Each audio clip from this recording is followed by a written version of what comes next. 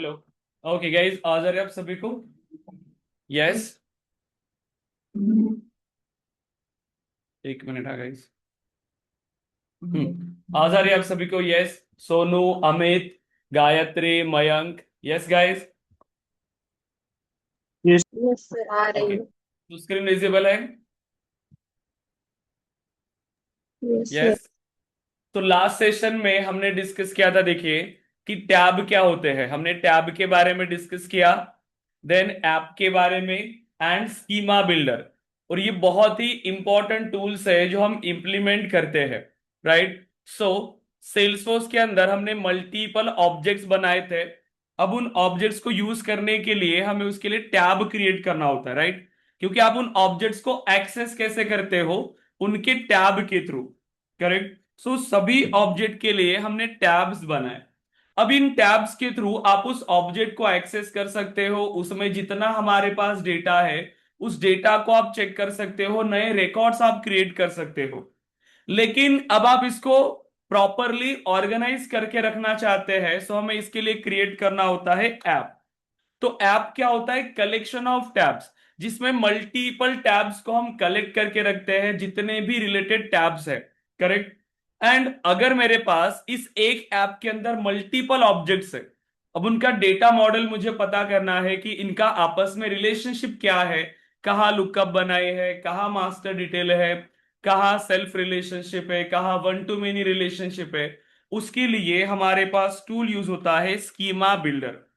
अब schema builder tool आपको help करता है उन ऑब्जेक्ट्स की कंप्लीट इंफॉर्मेशन लेने के लिए। तो ये सभी हमारे रिकॉर्ड यहाँ पर कंसेप्ट से जो हमने अभी तक डिस्कस किया है।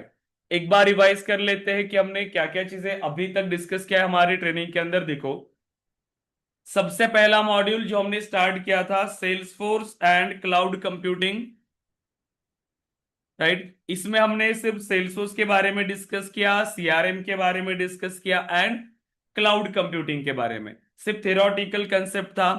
और यहां से हमने स्टार्ट किया हमारा मेन इंप्लीमेंटेशन, सो डेटा मॉडलिंग। तो यही हम अभी इंप्लीमेंट कर रहे हैं। एंड देखिए, अभी तक हमने इसमें क्या क्या चीजें डिस्कस किया। सो डेटा क्या होता है, देन डेटाबेस, सेल्सफोर्स में हमने ऑब्जेक्ट्स बनाए, right? So database, then objects and fields. अब हमने जब ऑब्जेक्ट क्रिएट किए, उस ऑब्जेक्ट पे हम मल्टीपल फील्ड्स बनाते हैं, क्योंकि जब फील्ड में हम डेटा प्रोवाइड करेंगे तभी जाके हमारे पास रिकॉर्ड्स क्रिएट होते हैं। सो रिकॉर्ड को क्रिएट करने के लिए हमें फील्ड्स क्रिएट करना जरूरी है। अब फील्ड आपने बना लिया, बट इसमें मल्टीपल टाइप की फील्ड्स होती है। बेसिक लेवल की फील्ड्स है हमारे पास, so text, auto number, right? जैसे pick list multi select, date, checkbox, ये सभी फील्ड आपने क्रिएट किया। बट इसके अलावा फिर हमारे पास ऑप्शन है रिलेशनशिप फील्ड का, करेक्ट? सो रिलेशनशिप फील्ड, और ये बहुत इंपॉर्टेंट है।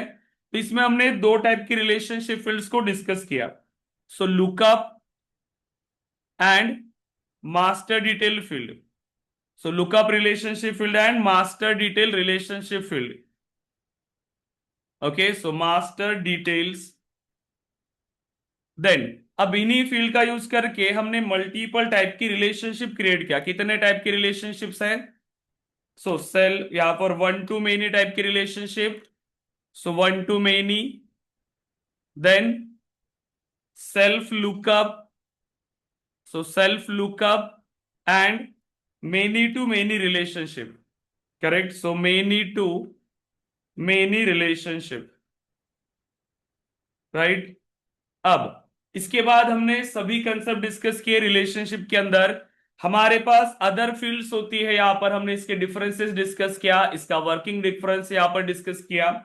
फिर हमारे पास रोल अप समरी एक फील्ड है जो हम क्रिएट कर सकते हैं, so roll up summary field. फिर हमने डिस्कस किया auto number and formula field, so auto number and formula field, correct? Then अब लास्ट सेशन में हमने इसमें इंप्लीमेंट किया था again lookup filters. So lookup filters, आप यहां पर लुकअप फिल्टर्स अप्लाई कर सकते थे रिलेशनशिप में। उसका कन्वर्जन हमने डिस्कस किया लुकअप से मास्टर डिटेल, मास्टर डिटेल से लुकअप, क्या क्या पॉसिबल है, कैसे हमें इसको इंप्लीमेंट करना है।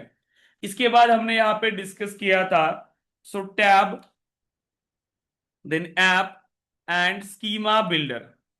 Correct, so schema builder. अभी यहां पर इतना टॉपिक हमने डिस्कस किया है डेटा मॉडलिंग में। अब इन सभी से आप एक मॉडल डिजाइन कर सकते हो जितना भी आपके पास रिक्वायरमेंट आएगी। अब आप किसी भी प्रोजेक्ट पे काम कर रहे हो तो उसका मॉडल आप डिजाइन कर सकते हो अपनी रिक्वायरमेंट के हिसाब से। अभी अगर मैं आपको कहूं कि मेरे पास एक एडटेक का हमने प्रोजेक्ट बनाया है, सो उसके लिए क्या क्या रिक्वायरमेंट थी वो हमने यहां पर इंप्लीमेंट किया। ऑब्जेक्ट्स बनाए, उसके अंदर फील्ड्स बनाई, और हमने यहां पर क्या किया, उसमें प्रॉपरली रिलेशनशिप भी क्रिएट किया है। वैसे ही अगर अभी हम आपको यहां पर कहें कि मुझे सेल्सफोर्स इंप्लीमेंट करना है किसी हेल्थ केयर प्रोडक्ट के लिए, सपोज करिए कि कोई एक ऑर्गेनाइजेशन है, ठीक है, कोई हॉस्पिटल है, एक बहुत बड़ा हॉस्पिटल है, उसके लिए मुझे ये सीआरएम इम्प्लीमेंट करना है। सो ऑनलाइन हमारे पास कंसल्टेशन सर्विसेज अवेलेबल है, वहां से भी लीड्स आ रही है, पेशेंट्स आ रहे हैं, अपॉइंटमेंट्स बुक हो रही है, सब कुछ यहां पर मुझे वो इंप्लीमेंट करना है। बना सकते हो अभी आप। So doctors, patients, medicine, billing, उसके बाद और क्या डेटा चाहिए आपको, अपॉइंटमेंट्स, ये सारा डेटा अब आपका इस डेटा मॉडल में आपको स्टोर करना है। तो ये मल्टीपल ऑब्जेक्ट्स बनाओगे, ठीक है। अब उन ऑब्जेक्ट्स का आपस में क्या रिलेशनशिप होगा ये हमें इंप्लीमेंट करना है। तो इसी तरीके से जब भी आप किसी प्रोजेक्ट पे काम करते हो, सबसे पहले आपको डेटा मॉडल डिजाइन करना होता है। सो हमारे प्रोजेक्ट के लिए हमने इंप्लीमेंट किया एडटेक के लिए, स्टूडेंट का डेटा है, बैच का डेटा है, कोर्सेज का डेटा है, एम्प्लॉयज, डिपार्टमेंट्स, डेवलपर्स, प्रोजेक्ट्स, ये सभी हमने यहां पर इंप्लीमेंट किया। अब आप देखो, डेटा अब हमारा रेडी है, आप इस डेटा को प्रॉपरली यूज कर पा रहे हो। अब लेकिन जब आप इस डेटा को क्रिएट कर रहे हो, आप क्रिएट करने गए डेटा, डेटा बनाया है हमने, यस, हमने डेटा क्रिएट किया इसके अंदर। बताइए, डेटा क्रिएट कर रहे हो? डेटा बनाया ना सभी ने? यस, डेटा नहीं क्रिएट करके देखा है क्या? अमित, गायत्री, मयंक, स्नेहल, डेटा यस बनाया। ओके, अब आप इन ऑब्जेक्ट्स के अंदर रिकॉर्ड्स क्रिएट कर रहे हो, राइट, मल्टीपल टाइप के रिकॉर्ड्स। सो लास्ट सेशन में हमने एक ऐप बनाया था जो है स्टूडेंट ऐप, राइट। सो जैसे ही आप स्टूडेंट डिटेल्स को क्लिक करते हो, स्टूडेंट डिटेल्स, सो मेरे पास ये मेरा ऐप है, स्टूडेंट डिटेल्स नाम से हमने ऐप बनाया।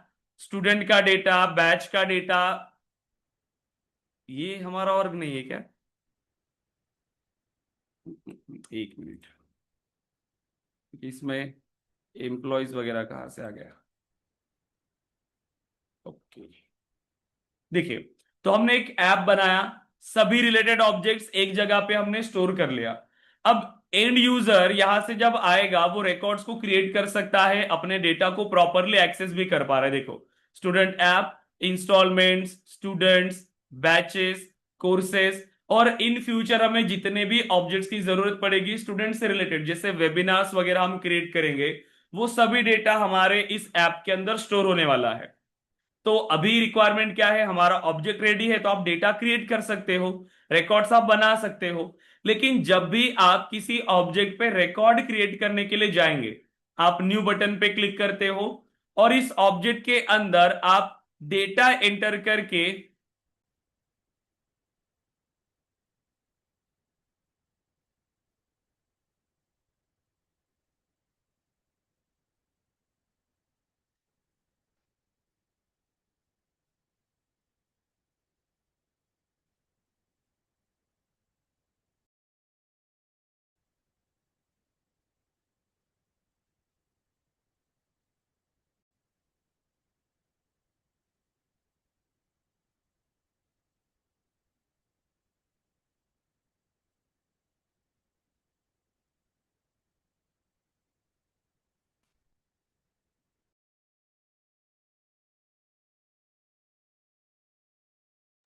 हेलो, ओके गाइस, आवाज आ रही है आप सभी को? हाँ सर। यस ओके, सो देखिए, अब इस ऑब्जेक्ट्स में आप डेटा क्रिएट कर पा रहे हो, जितने भी ऑब्जेक्ट्स हमने बनाए हैं। और कुछ स्क्रीन शेयर स्टैंडर्ड करना है। ऑब्जेक्ट्स भी, ये स्क्रीन में शेयर कर रहा हूँ। स्टैंडर्ड ऑब्जेक्ट्स भी हमारे पास है। तो standard objects and custom objects, अब आप इन सभी में डेटा क्रिएट कर पा रहे हो।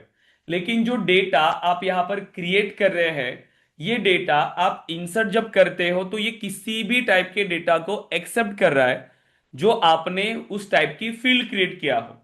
अगर आपने फील्ड क्रिएट किया है जो टेक्स्ट टाइप का डेटा है, तो आप कोई भी टेक्स्ट टाइप का डेटा आप उसके अंदर इंसर्ट कर सकते हो। ओके, स्क्रीन विजिबल है क्या आपको अभी? यस, स्क्रीन विजिबल है। Yes, now okay, visible. तो अगर मैं यहां पर डेटा इंसर्ट कर रहा हूं, अगर ये टेक्स्ट टाइप का डेटा है तो मुझे क्या करना पड़ेगा? टेक्स्ट टाइप के डेटा को ही इंसर्ट करना है। सो देखो, हमारे पास मल्टीपल टाइप की फील्ड्स थी। अब हमारे पास जो रिक्वायरमेंट है कि मुझे किस टाइप का डेटा चाहिए, वो डेट टाइप होना चाहिए, या वो ईमेल टाइप होना चाहिए, या वो मोबाइल नंबर होना चाहिए, उसी हिसाब से हमने यहां पर फील्ड्स को क्रिएट किया। अब आप उस फील्ड के अंदर उसी टाइप का डेटा स्टोर करोगे। जैसे अगर ये टेक्स्ट फील्ड है, टेक्स्ट फील्ड का मतलब होता है कलेक्शन ऑफ कैरेक्टर्स, जिसमें मैं क्या यूज कर सकता हूं? मैं टेक्स्ट यहां पर अल्फाबेट्स भी यूज कर सकता हूं, मैं नंबर्स भी यूज कर सकता हूं। ये मेरा टेक्स्ट टाइप का डेटा हो गया। तो सिस्टम इसे एक्सेप्ट करेगा क्योंकि आपने जो एंटर किया है वो टेक्स्ट ही है। इसके अलावा जैसे आपने फील्ड क्रिएट किया ईमेल, अब सभी को पता है कि ईमेल फील्ड कैसी होती है, आपने स्टैंडर्ड फील्ड यूज किया। तो अगर मैं सिर्फ ऐसे ABC यहां पर ऐड करूं, क्या ये ईमेल है? ये ईमेल है क्या अभी? नहीं, नो, नहीं। करेक्ट। तो देखो, जैसे मैंने यहां पर क्लिक किया, मुझे ये एरर दे रहा है कि आपको एक वैलिड ईमेल एड्रेस ऐड करना पड़ेगा, क्योंकि उसको समझ में आ रहा है कि आपने फील्ड क्रिएट किया है ईमेल, तो वो ईमेल टाइप का ही डेटा इस फील्ड के अंदर होना चाहिए।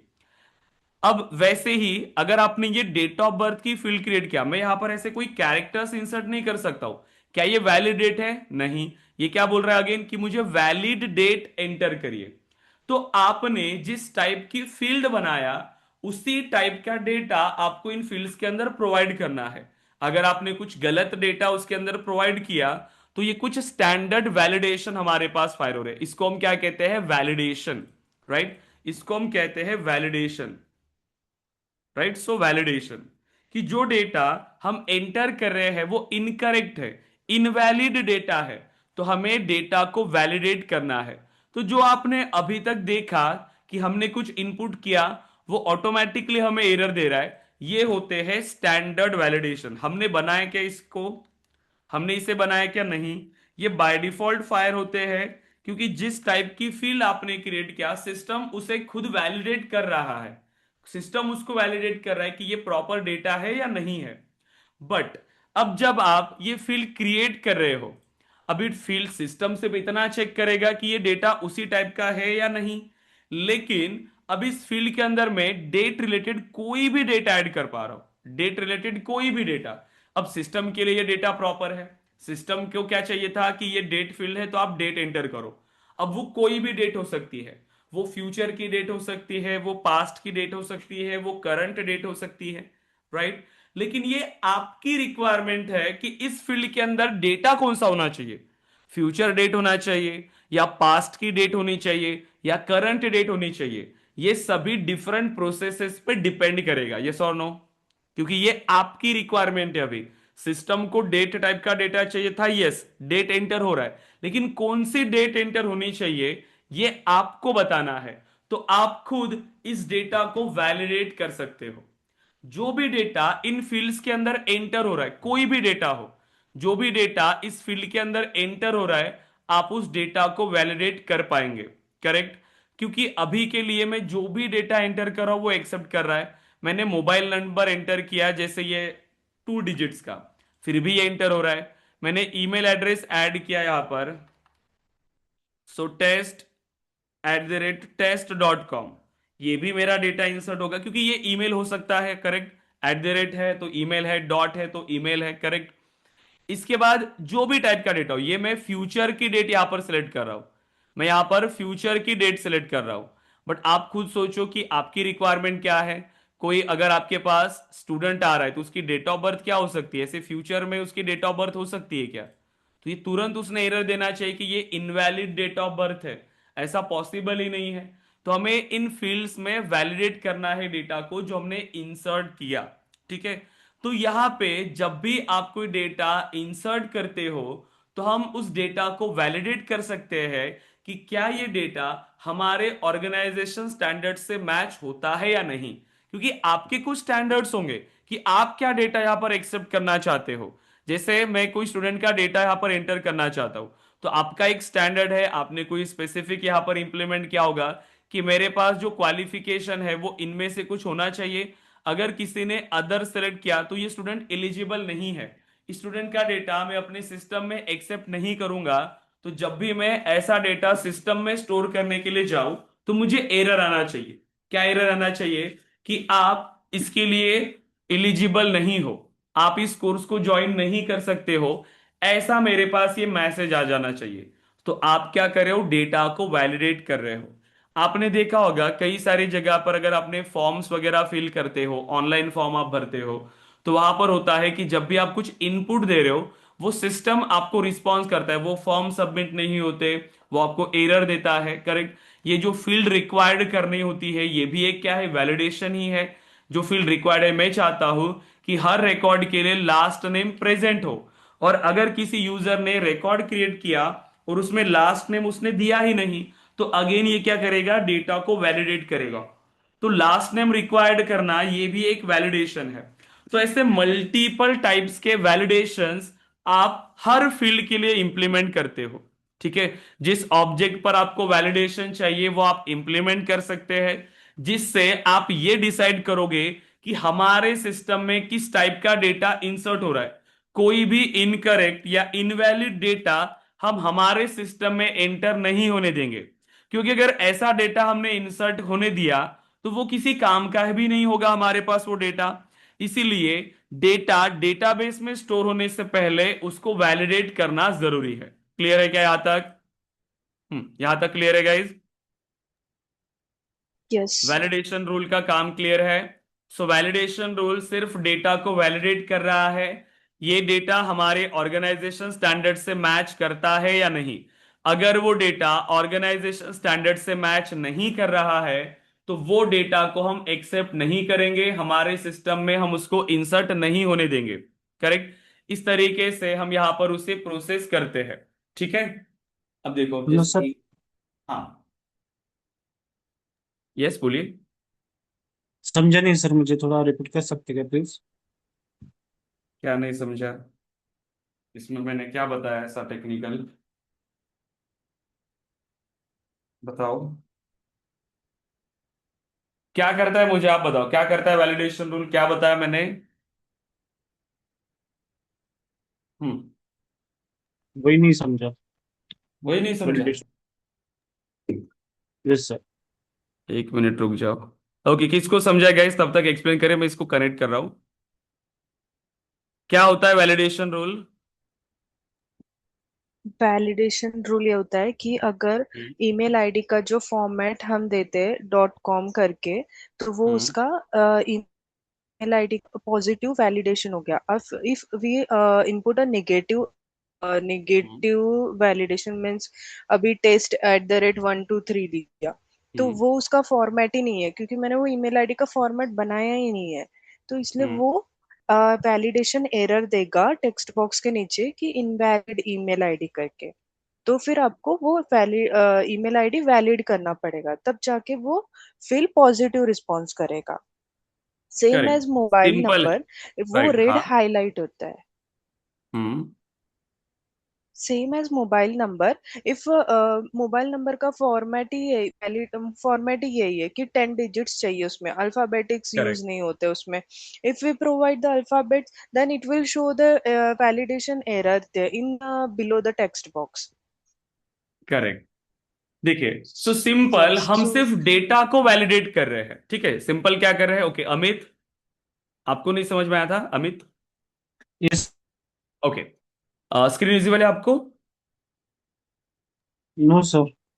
ओके जस्ट 1 मिनट यस, नहीं स्क्रीन तो शेयर किया हुआ है ना? स्क्रीन विजिबल नहीं है क्या? मैं जो लिख रहा हूँ ये दिख नहीं रहा है? देखो। हाँ। ओके हाँ दिख यही रहा स्क्रीन। अब देखिए, हमारे पास ऑब्जेक्ट्स है, ये डेटाबेस है हमारा। अब इस डेटाबेस के अंदर हमने मल्टीपल ऑब्जेक्ट्स क्रिएट किए हैं। So object one, object two. अब सपोज करें ये कि एक ऑब्जेक्ट है, स्टूडेंट ऑब्जेक्ट है। अब इसको हमने बनाया क्यों? क्योंकि हम इसमें डेटा को स्टोर कर पाए। यस, डेटा को स्टोर करने के लिए हमने बनाया। हम यहां पर रिकॉर्ड्स क्रिएट करेंगे। रिकॉर्ड कैसे क्रिएट कर रहे हैं? मल्टीपल वेज होते हैं। अभी के लिए हम यूआई पार्ट का यूज कर रहे हैं। जैसे ही आप न्यू बटन को क्लिक करेंगे, हमारे सामने एक फॉर्म ओपन हो रहा है, करेक्ट, जिसमें आप डेटा एंटर कर रहे हो। इन फील्ड्स में आप क्या एंटर कर रहे हो? डेटा। क्लियर है? अब जब ये डेटा आप इंसर्ट पे क्लिक कर रहे हो, सेव बटन पे क्लिक कर रहे हो, ये कहां पे जा रहा है? डेटा हमारे सिस्टम में जा रहा है, इस ऑब्जेक्ट में स्टोर हो रहा है, करेक्ट। आप मुझे बताओ, आप क्या इसमें इनकरेक्ट डेटा को स्टोर करना चाहोगे? इनवैलिड डेटा को स्टोर करना चाहोगे? क्योंकि यूजर है, यूजर यहां से कोई भी इनपुट दे सकता है। यस और नो? कुछ भी वैल्यू वो इनपुट कर सकता है। वो गलत डेटा अगर उसने इनपुट किया, तो क्या वो डेटा हम अपने सिस्टम में स्टोर करके उसका कुछ यूज कर पाएंगे? वो डेटा हमारे कोई भी काम का नहीं है। तो हमें ऐसा डेटा रेस्ट्रिक्ट करना है। ऐसा डेटा हम स्टोर ही क्यों करें हमारे डेटाबेस के अंदर? हम उसको पहले ही वैलिडेट करेंगे कि सिस्टम में स्टोर होने से पहले हम उस डेटा को चेक करेंगे कि ये डेटा प्रॉपर है या नहीं। अगर वो प्रॉपर नहीं है तो हम उसको एरर देंगे कि आप इस रिकॉर्ड को स्टोर नहीं कर सकते, आपको इन फील्ड की वैल्यू को चेंज करना पड़ेगा। तो हम क्या कर रहे हैं? उस डेटा को वैलिडेट कर रहे हैं, हम उस डेटा को वेरीफाई कर रहे हैं कि हमारे ऑर्गेनाइजेशन स्टैंडर्ड के हिसाब से ये डेटा है या नहीं है। हमारा ऑर्गेनाइजेशन स्टैंडर्ड क्या कहता है? जब भी मैं स्टूडेंट का रिकॉर्ड क्रिएट करूंगा, हर स्टूडेंट पे ईमेल एड्रेस प्रेजेंट होना चाहिए, रिकॉर्ड पे उसका फोन नंबर प्रेजेंट होना चाहिए, और ये डेटा भी प्रॉपर होना चाहिए। मोबाइल नंबर मुझे पता है 10 डिजिट्स का ही होता है, ईमेल एड्रेस एक प्रॉपर फॉर्मेट में होता है। तो अगर ये डेटा नहीं है, उसने अगर कोई इनकरेक्ट डेटा इनपुट किया, तो ऐसा डेटा हम सिस्टम में स्टोर नहीं करेंगे, हम उसको एरर देंगे। तो यहां पे जब भी हम इंसर्ट की कमांड दे रहे हैं, जैसे ही आपने सेव बटन पे क्लिक किया, सो डेटा डेटाबेस में जाने से पहले क्या फायर होते हैं? आपके वैलिडेशन रूल्स फायर होते हैं। तो ये वैलिडेशन रूल्स का काम होता है आपके डेटा को वेरीफाई करना, आपके डेटा को चेक करना कि आपका डेटा ऑर्गेनाइजेशन स्टैंडर्ड से मैच हो रहा है या नहीं। अगर नहीं तो हम यहीं पर एरर देंगे, आपका ये जो डेटा है इस डेटाबेस में नहीं जाएगा। ठीक है, डेटाबेस में नहीं जाएगा, करेक्ट। आप जब ये रिकॉर्ड्स प्रॉपर है, यहां से अप्रूवल मिल गया हमें, मतलब वैलिडेशन रूल में कोई भी एरर नहीं आया। हमने जो कंडीशन दिया था कि कौन से रिकॉर्ड को हमें रेस्ट्रिक्ट करना है, अगर वो कंडीशन नहीं है, वो रिकॉर्ड उस कंडीशन को मैच नहीं हो रहे हैं, तो ये डेटाबेस में चला जाएगा। मतलब ये डेटा प्रॉपर था, हम अपने सिस्टम में स्टोर कर सकते हैं। अब इसको ऐसे समझो, आप कॉलेजेस में जाते हो या ऑर्गेनाइजेशन में जा रहे हो। आप कॉलेजेस में अगर जा रहे थे, या आपका कॉलेज कैंपस है, करेक्ट, लेकिन उस कैंपस के कुछ रूल्स है, कुछ स्टैंडर्ड्स है, यस और नो? या कोई भी आके उसमें जा सकता है क्या आपके कॉलेज कैंपस में? नो। नहीं, यहां पर कुछ रूल्स एंड रूल्स है, कुछ रेगुलेशन। स्टैंडर्ड्स है। अब स्टैंडर्ड्स क्या है? तो यहां पर देखो, जैसे ही आपका कॉलेज का गेट है, यहां पर जो गार्ड्स होते हैं उनको क्या दिया है? उनको कुछ रूल्स समझा के दिया है कि कौन से रिकॉर्ड्स को रोकना है, कौन से स्टूडेंट्स को रोकना है। मल्टीपल स्टूडेंट्स यहां से एंटर हो रहे हैं, आपने उसको सिर्फ इतना बताया कि हमारे कुछ स्टैंडर्ड्स है। क्या स्टैंडर्ड है? ये जो आपका गार्ड है, ये वैलिडेशन रूल है। ठीक है, ये जो गार्ड है ये हमारा वैलिडेशन रूल है। इसका काम है कि जो भी यहां से एंटर हो रहा है उसको वेरीफाई करना कि ये हमारे ऑर्गेनाइजेशन स्टैंडर्ड्स को फॉलो कर रहा है या नहीं। आपने इसको इतना बताया कि जो भी स्टूडेंट्स एंटर होंगे उसमें सिर्फ ये चेक करो कि ये जो स्टूडेंट्स है ये प्रॉपर आपके यूनिफॉर्म में है या नहीं, प्रॉपर कॉलेज यूनिफॉर्म में होना चाहिए, प्लस कॉलेज का आईडी कार्ड उसके पास होना चाहिए। आपने सिर्फ उसको दो रूल बताए कि ये प्रेजेंट होना चाहिए। आपने क्या बताया उसको? कि ये चेक करो। अगर ये नहीं है, आपने सिर्फ इतना बताना है कि अगर ये नहीं है किसी के पास, तो उसको एंट्री नहीं देना है। किसको एंट्री नहीं देना है? जिसके पास यूनिफॉर्म या आईडी कार्ड नहीं है, उसको एंट्री नहीं देना है। तो बस वो उतना ही चेक करेगा, वो उतना ही चेक करेगा। जो भी स्टूडेंट एंटर हो रहे हैं चेक करेगा, ओके आईडी कार्ड है क्या? यस। यूनिफॉर्म है क्या? यस, तो एंट्री देगा। अगर नहीं है तो यहां पर ये रेस्ट्रिक्ट करेगा, इसको एरर देगा, उसको बोलेगा कि आप एंटर नहीं हो सकते हो। तो ये रूल्स है, आपने यहां पर उनको समझा कि दिया है कि ये चेक करना है, अगर नहीं तो यहां पर ये स्टूडेंट्स को एंट्री नहीं मिलेगी। वैसे ही सेम, और यहां पर कौन एंटर होगा? जो आपके ऑर्गेनाइजेशन स्टैंडर्ड्स को मैच हो रहा है, जिसमें यूनिफॉर्म है, आईडी कार्ड है, वही स्टूडेंट एंटर होंगे। उन स्टूडेंट्स को ये रोकेगा क्या? उन स्टूडेंट्स को ये रोकेगा क्या?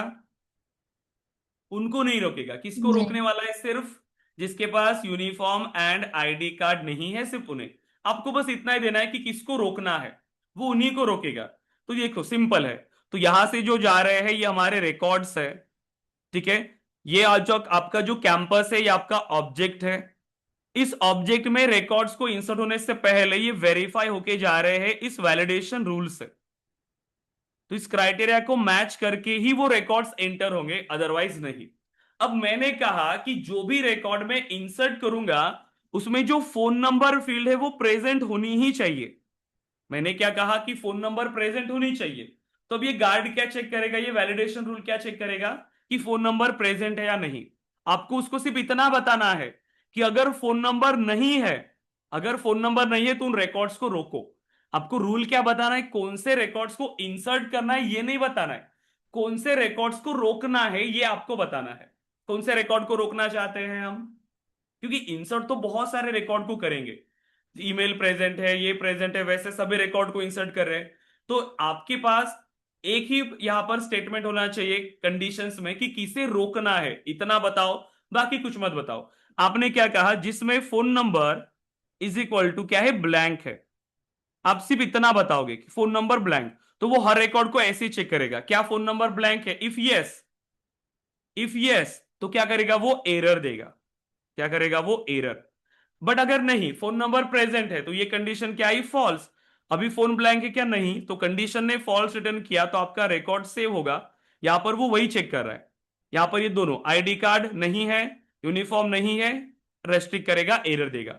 बट अगर बाकी के पास, वो बाकी कुछ नहीं चेक कर रहा है कि उन्होंने कॉलेज बैग लाया है या नहीं, ठीक है, क्योंकि बाकी आपने उसको चेक करने के लिए नहीं बताया। आप जितना बताओगे वो उतना ही काम करेगा। बस इतना बताना है कि कौन से रिकॉर्ड्स को रोकना है, सिंपल। ये होते हैं आपके वैलिडेशन रूल। तो ये रूल आपने यहां पर इंप्लीमेंट किया, बस यही प्रोवाइड करना है। सिर्फ हमारे सिस्टम में इनकरेक्ट या इनवैलिड डेटा ना आए, इसीलिए हम उन रिकॉर्ड्स को पहले ही वेरीफाई कर रहे हैं। और अगर वो रिकॉर्ड हमारे ऑर्गेनाइजेशन स्टैंडर्ड्स को मैच नहीं कर रहा है तो हम उसको एरर देंगे। क्लियर है क्या यहाँ तक? कि ओवरव्यू बस आप इसको समझो। क्लियर है Amit? Gayatri, yes. Mayank, Snehal, yes sir. Sonu. अब इसको इंप्लीमेंट कैसे करना है ये हम डिस्कस करेंगे। तो सिंपल इसका फ्लो चार्ट समझो। ये बनता है किसी ऑब्जेक्ट के लिए, ठीक है। आपको जिस ऑब्जेक्ट के लिए बनाना है वैलिडेशन, आप उस ऑब्जेक्ट पर जाओगे और उस पर एक वैलिडेशन रूल बनाओगे। अब जो वैलिडेशन रूल हम बनाते हैं ये फायर कब होता है? क्योंकि हम रिकॉर्ड्स को जब इंसर्ट करते हैं या अपडेट करते हैं तभी। तो जब भी आप इस ऑब्जेक्ट के रिकॉर्ड को इंसर्ट करोगे या अपडेट करोगे, ये तभी फायर होगा, सिर्फ इंसर्ट या अपडेट पे। किसी ने अगर आपको ये कहा कि मैं जब रिकॉर्ड को डिलीट कर रहा हूं तब मुझे इन्हें वेरीफाई करना है कि मैं इन रिकॉर्ड को डिलीट कर सकता हूं या नहीं, मुझे इसको रेस्ट्रिक्ट करना है कि आप इस रिकॉर्ड को डिलीट नहीं कर सकते, बट फिर भी यहां पर आपका वैलिडेशन रूल हेल्प नहीं कर सकता। क्योंकि वैलिडेशन रूल डिलीट के लिए फायर ही नहीं होता, वो कब फायर हो रहा है? सिर्फ इंसर्ट या अपडेट के लिए। मतलब जब आप सेव कर रहे हो रिकॉर्ड, सेव कब करते हो? इंसर्ट और अपडेट के लिए ही। तो जैसे ही यहां पर आपने सेव किया तो इस ऑब्जेक्ट पे जितने भी वैलिडेशंस होंगे, जितने भी वैलिडेशंस, वो फायर हो जाएंगे। अब इन वैलिडेशन रूल में हम रिकॉर्ड्स को कैसे चेक कर रहे हैं, कैसे वेरीफाई कर रहे हैं?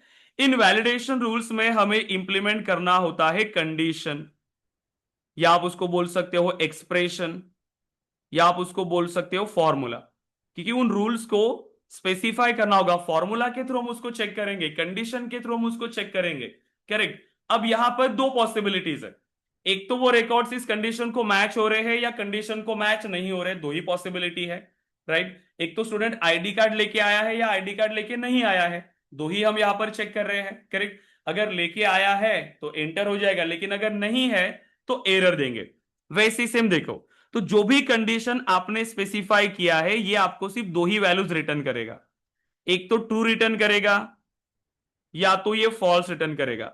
अगर कंडीशन ने ट्रू रिटर्न किया तो मैंने उसको क्या बोला था कि ये चेक करो कि ये यूनिफॉर्म है या नहीं है, आईडी कार्ड है या नहीं है। तो मैं क्या चेक कर रहा हूं कि प्रेजेंट नहीं है, बस मैं इतना चेक कर रहा हूं, बाकी उसने क्या क्या सामान लाया है वो हम चेक नहीं कर रहे। बस ये दो चीजें होनी चाहिए।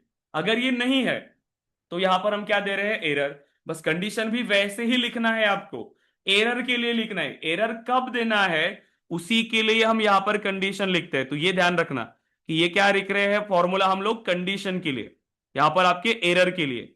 सो एरर कंडीशन, ये एरर के लिए कंडीशन है कि एरर कब देना है आपको, उसके लिए हम कंडीशन लिख रहे हैं।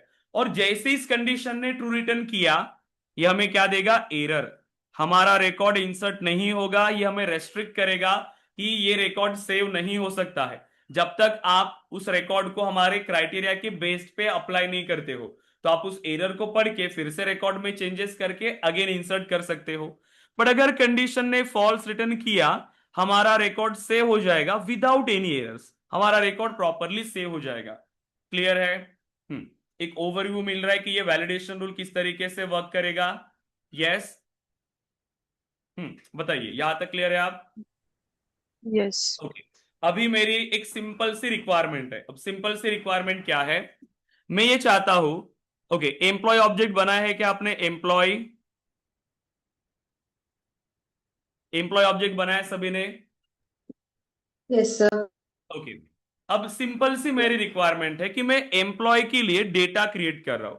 मेरी ऑर्गेनाइजेशन स्टैंडर्ड्स में रूल है, जब भी मैं कोई एम्प्लॉय हायर कर रहा हूं, जब भी मैं कोई एम्प्लॉय हायर करूंगा और उसका मैं रिकॉर्ड अगर मेरे सिस्टम में स्टोर कर रहा हूं, मैं किसी भी एम्प्लॉय को 50,000 से ज्यादा सैलरी नहीं देता हूं। 50,000 से ज्यादा सैलरी हम नहीं देंगे। तो कौन से रिकॉर्ड इंसर्ट होने वाले हैं, कौन से रिकॉर्ड इंसर्ट नहीं होने वाले, मुझे किसको रेस्ट्रिक्ट करना है? जिन एम्प्लॉयज की सैलरी अगर मैं प्रोवाइड कर रहा हूं 50,000 से ज्यादा, लेकिन अब वो 50,000 से ज्यादा अगर है तो मुझे रेस्ट्रिक्ट करना है, मुझे उसको इंसर्ट नहीं होने देना। लेकिन 50,000 से कम वो कितनी भी हो, वो 10,000 हो सकती है, वो 20,000 हो सकती है, वो 35,000 हो सकती है, तो मुझे इसको ये चेक नहीं करना कब सेव करना है, ये चेक नहीं करना है कब रेस्ट्रिक्ट करना है। मुझे रेस्ट्रिक्ट कब करना है, कब रेस्ट्रिक्ट करना है मुझे? जब एम्प्लॉय की सैलरी 50,000 से 50,000 से ज्यादा है। मुझे ये रिकॉर्ड नहीं चाहिए। मैं उनको बोलूंगा कि मैं किसी भी एम्प्लॉय को 50,000 से ज्यादा सैलरी नहीं देता हूं, तो उसको चेंज करके फिर से उस एम्प्लॉय का रिकॉर्ड इंसर्ट हो जाएगा। ठीक है। अब आप मुझे बताओ, हम जो वैलिडेशन रूल लिखते हैं उसके अंदर हम फॉर्मूला बनाते हैं, वो कोई फॉर्मूला होता है एरर कंडीशन फॉर्मूला, वो होता है हमारा एरर कंडीशन फॉर्मूला। अब आप मुझे बताओ कब एरर देना है हमें, कब एरर देना है? 50,000 से अगर 50 के अबोव ऊपर। एंटर किया तो। सैलरी अगर 50,000 से ज्यादा हुई तो मुझे यहां पर उसके लिए कंडीशन लिखना पड़ेगा, फॉर्मूला बनाना पड़ेगा। क्या होगा फॉर्मूला? मैं सिंपल चेक करूंगा। सैलरी आपको चेक कैसे करना है, सैलरी ये फील्ड है, सैलरी अंडरस्कोर अंडरस्कोर सी, ऐसे आपकी फील्ड बनेगी। ठीक है। मुझे क्या चेक करना है, अगर ये सैलरी ग्रेटर है किससे, 50,000 से, सिंपल बन गया मेरा फॉर्मूला। इतना ही फॉर्मूला है। मैं उसको सिर्फ इतना बोलूंगा कि बस ये चेक करो क्या सैलरी 50,000 से ज्यादा है। अगर है तो मुझे क्या रिटर्न करेगा, अगर 50,000 से ज्यादा है तो क्या रिटर्न करेगा अब? यस। फॉल्स। अगर मैंने सैलरी एंटर किया 60,000, अब मुझे बताओ क्या रिटर्न करेगा? एरर आएगा, मतलब ट्रू आएगा। एरर नहीं। करेक्ट, ये रिटर्न करेगा हमें ट्रू। और जैसे ही कंडीशन ने ट्रू रिटर्न किया तो हमें आते हैं एरर्स। करेक्ट। तो हमने उसको सिर्फ इतना बता के रखा है कि मुझे एरर कब देना है, कब एरर देना है, जब भी सैलरी 50,000 से ज्यादा होगी आप एरर दे दो, सिंपल। करेक्ट। तो इसी तरीके से हमें वैलिडेशन रूल लिखना है, और ये ध्यान में रखना है हमेशा कि आप जो कंडीशन लिख रहे हो वो एरर के लिए लिख रहे हो, जो आप कंडीशन लिख रहे हो वो एरर के लिए लिख रहे हो। कब सेव करना है इसके लिए नहीं लिख रहे, कब एरर देना है उसके लिए ही आप ये कंडीशन को बनाते हो। अभी मेरी ये रिक्वायरमेंट है कि जब भी मैं कोई एम्प्लॉय क्रिएट कर रहा हूं तो मुझे उसको मिनिमम सैलरी जो मैं उसको 20,000 देता हूं। मैं किसी भी एम्प्लॉय को 20,000 से कम सैलरी नहीं देना चाहता। अगर मैं रिकॉर्ड क्रिएट कर रहा हूं विथ सैलरी लेस देन 20,000, तो मुझे उसको एरर देना है, वो 20,000 से ज्यादा ही होनी चाहिए, 20,000 से कम नहीं। किससे बनाओगे इसके लिए फॉर्मूला?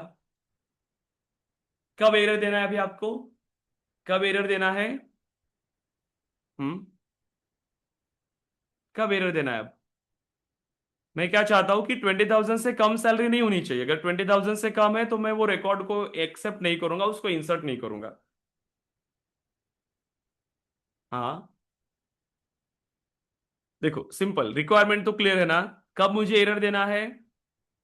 अब फॉर्मूला मत बताओ, बस मुझे ये बताओ कि एरर कब देना है। फॉर्मूला क्या लिखेंगे वो बाद में डिस्कस करेंगे, पहले कंसेप्ट बताइए कि क्या आप। बताइए गाइस, ये रिक्वायरमेंट क्लियर है? कब देना है हमें एरर?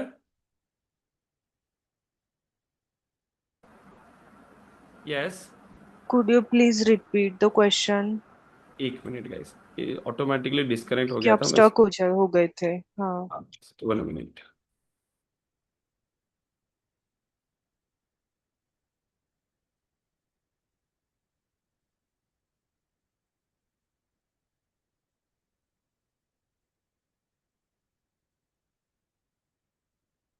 देखो, सो हम एम्प्लॉय का रिकॉर्ड क्रिएट कर रहे हैं। तो मेरी रिक्वायरमेंट है कि जब भी मैं एम्प्लॉय का रिकॉर्ड क्रिएट कर रहा हूं, तो उसके लिए अब मुझे जो सैलरी देना है, वो सैलरी 20,000 से कम नहीं होनी चाहिए। वो 20,000 से ज्यादा हो सकती है, और वो कितनी भी हो सकती है, वो 30,000 हो सकती है, 40,000, कुछ भी। लेकिन 20,000 से कम ये सैलरी मुझे नहीं देना है एम्प्लॉय को।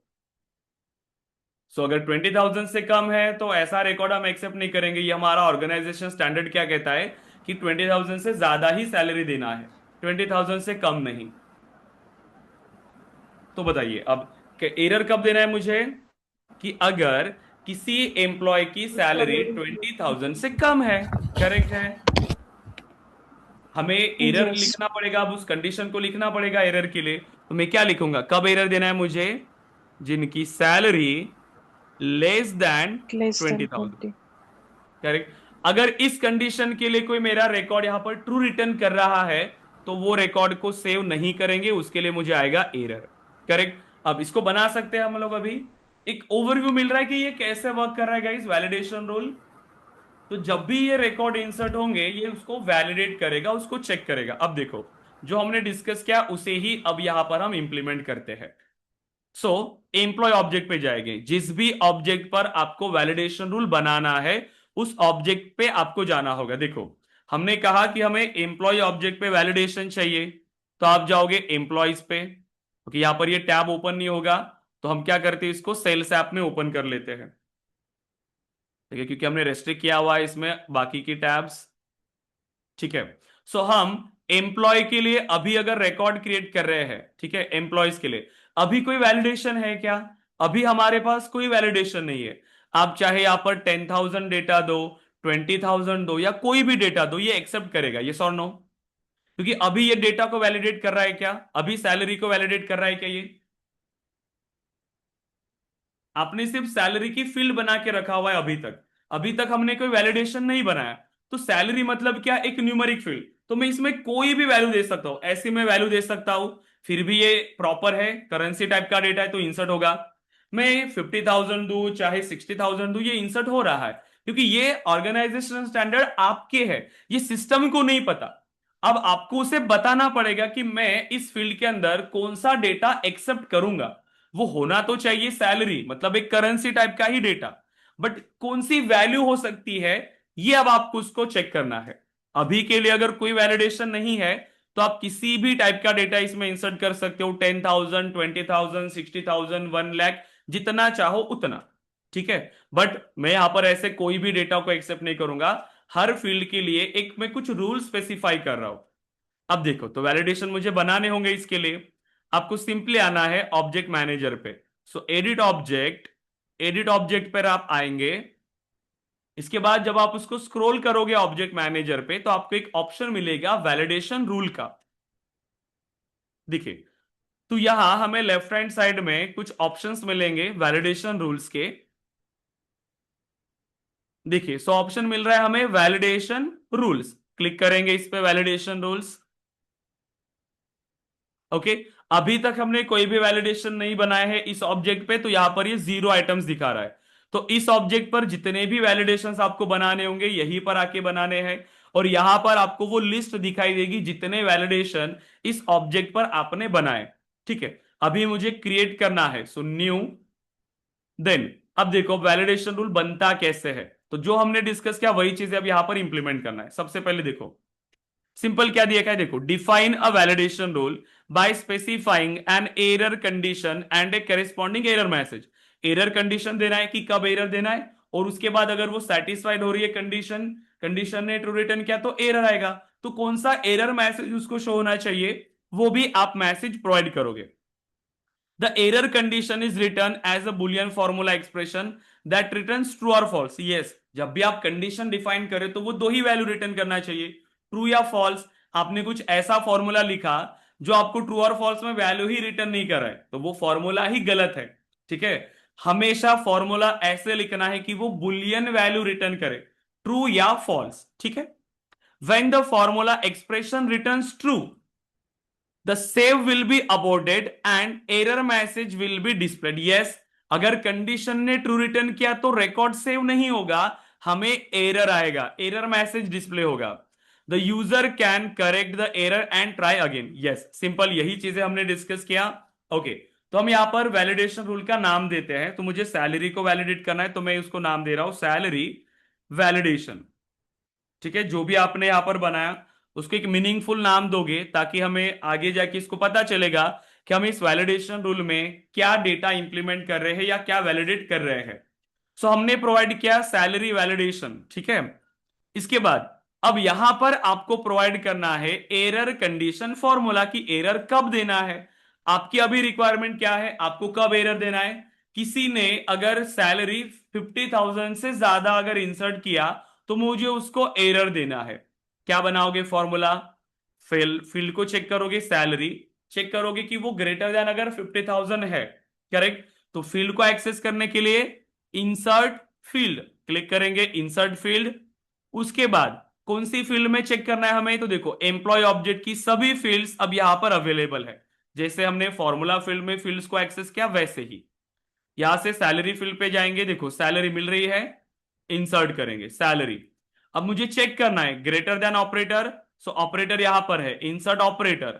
मुझे चाहिए greater than, salary greater than 50,000, तो मैं ऐड करूंगा 50,000। ठीक है, हो गए 50,000। मैं सिंटैक्स चेक कर रहा हूं कि कहीं ये सिंटैक्स गलत तो नहीं है, तो चेक करेंगे, चेक सिंटैक्स। यस, अगर ये प्रॉपर है, ठीक है, सिंटैक्स वाइज प्रॉपरली ट्रू और फॉल्स में ही आपने लिखा हुआ है, तो ये आपको बताएगा नो एरर्स फाउंड, आपने सिंटैक्स प्रॉपर लिखा हुआ है। ठीक है, अब जब ये कंडीशन ट्रू रिटर्न करेगा, क्योंकि ये कंडीशन हमने किसके लिए लिखा है कि मुझे एरर कब देना है, कब मुझे रिकॉर्ड को रेस्ट्रिक्ट करना है। मुझे रिकॉर्ड को रेस्ट्रिक्ट करना है जब ये कंडीशन ट्रू हो, जब एम्प्लॉयज की सैलरी 50,000 से ज्यादा हो, तब मुझे एरर देना था। ठीक है, सो हम आ गए यहां पर, मैं कह रहा हूं सर। सो सैलरी। यस बोलिए। हम्म। सर वो इंसर्ट फील्ड में जो था आपने बताया वहां पे हाँ, वहां से नहीं समझा सर। इंसर्ट फील्ड, ओके, देखो इंसर्ट अब अगर फील्ड आप से नहीं कंडीशन, हाँ जब आप समझ। कंडीशन दे रहे हो तो रिकॉर्ड को वैलिडेट करना है आपको। यस, हर एक फील्ड को आप चेक कर रहे हो। यस, क्योंकि डेटा कहां पर है, फील्ड के अंदर। अब उस फील्ड का डेटा आपको चेक करना है, तो उस फील्ड में आपको एक्सेस करना पड़ेगा कि अब ये क्या करेगा। देखो ये एक फॉर्मूला है, जैसे फॉर्मूलाज हम बनाते हैं ना, ए प्लस बी, करेक्ट। तो ए की कुछ वैल्यू होगी, बी की कुछ वैल्यू होगी, वैसे सेम जब भी हम फॉर्मूला बना रहे हैं हम लोगों को फील्ड को चेक करना है। तो मुझे सैलरी को चेक करना था, फील्ड को एक्सेस करना था, तो इंसर्ट फील्ड करेंगे, एम्प्लॉय ऑब्जेक्ट। तो एम्प्लॉय ऑब्जेक्ट पर जितनी भी फील्ड्स होंगी आपके पास वो सभी डेटा आपको यहां पर शो होगा। किसी केस में हमें डिपार्टमेंट को चेक करना है, फर्स्ट नेम को चेक करना है, फुल नेम को चेक करना है, जो भी फील्ड को आपको चेक करना होगा आप उसको सेलेक्ट करोगे। अभी मुझे क्या चेक करना था, सैलरी, इसलिए मैंने सैलरी को सेलेक्ट किया और इंसर्ट किया, करेक्ट। तो ये क्या आ जाएगा, सैलरी फील्ड यहां पर इंसर्ट हो जाएगी, करेक्ट। तो फील्ड आ गई। अब इसको यूज करके फॉर्मूला बनाएंगे, सैलरी ग्रेटर देन 50,000। अब ये कैसे वर्क करेगा, देखो फॉर्मूला मैंने बनाया यहां पर कि सैलरी, ठीक है, कि सैलरी ग्रेटर देन 50,000। अब जब मैं रिकॉर्ड इंसर्ट करने के लिए जाऊंगा, जैसे मैंने रिकॉर्ड को इंसर्ट किया, मतलब मैंने सेव की कमांड दिया, जैसे सेव किया मेरा वैलिडेशन रूल फायर होगा, यस और नो? वैलिडेशन फायर होगा। हम्म। अब इस वैलिडेशन रूल के अंदर क्या है, मेरी ये कंडीशन, तो ये कंडीशन फायर होगी, ये कंडीशन रन होगी। तो रन टाइम में सैलरी की जगह पर क्या आएगा, जो आपने यहां पर डेटा प्रोवाइड किया था, तो आपने डेटा प्रोवाइड किया था 60,000, तो सैलरी की जगह पर क्या वैल्यू मिलेगी आपको, 60,000 ग्रेटर देन 50,000। तो ये इंटरनली चेक कर रहा है, हमें सिर्फ फॉर्मूला बनाना है, ये इंटरनली रन होगा। ठीक है, अब ये कंडीशन क्या रिटर्न करेगा आपको, 60,000 ग्रेटर देन 50,000, ट्रू और false? Condition is true. Condition क्या है, ट्रू है। जैसे ही कंडीशन ने ट्रू रिटर्न ट्रू। किया, तो हम जो एरर मैसेज वहां पर प्रोवाइड करेंगे, वो एरर हमें शो होने वाला है। ठीक है, अभी क्लियर हो आप अमित?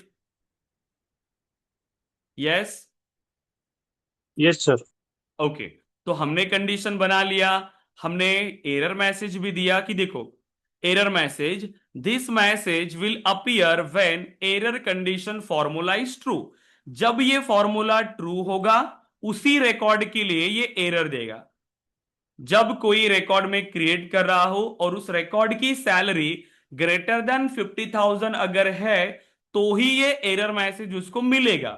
अगर मैंने एक रिकॉर्ड बनाया जिसमें मैंने सैलरी दिया 20,000, सो अब क्या होगा, मैंने एम्प्लॉय का रिकॉर्ड क्रिएट किया और मैंने सैलरी दिया है 20,000, अब क्या होगा, सो सैलरी की जगह पर क्या आएगा, 20,000। 20,000 greater than 50,000, condition is true और फॉल्स?